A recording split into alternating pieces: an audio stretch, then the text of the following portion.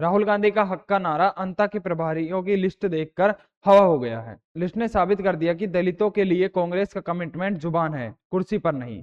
राहुल गांधी इस समय देश की जातिगत जनगणना के सबसे बड़े झंडाबरदार बने हुए हैं। उनका राजनीतिक मंत्र एकदम स्पष्ट है, जिसकी जितनी आबादी उसका उतना हक। वह बार बार कहते हैं कि देश के दलितों पिछड़ों को बड़ी पोस्ट मिलनी चाहिए, क्योंकि 90% आबादी सिस्टम से बाहर है। यहीं पर कांग्रेस की कथनी और करनी का टकराव सामने आता है।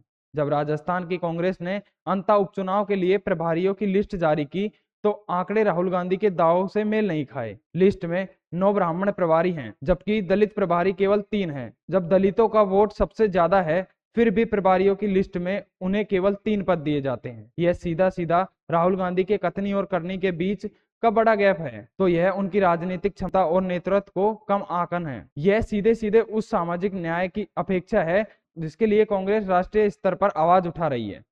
पार्टी ने दलितों को केवल वोट डालने वाला माना है, निर्णय लेने वाला नहीं। 3 दलित प्रभारी का मतलब है कि चुनाव की रणनीति, पैसा और जमीन कंट्रोल अभी भी सवर्णों के हाथों में है। यह दलित नेताओं को हाशिए पर धकेलता है। राहुल गांधी का हक का वादा उनकी पार्टी की लिस्ट से झूठा साबित होता है। दलित वोटर्स को यह महसूस हो सकता है कि उन्हें केवल इस्तेमाल किया जा रहा है, न कि साझेदारी दी जा रही है।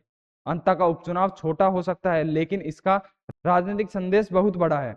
अंता उपचुनाव में दलित वोटों का बिखराव कांग्रेस को बड़ा झटका दे सकता है, क्योंकि जब पार्टी संगठन में हक नहीं दे सकती, तो वोटर्स क्यों मानेंगे कि वह उन्हें राज देगी। अब देखना यह है कि दलित वोटर कांग्रेस के ये सच सामने आने के बाद भी कांग्रेस का साथ देंगे, या कांग्रेस को दिखाएंगे कि उनकी वोट की क्या कीमत है। धन्यवाद।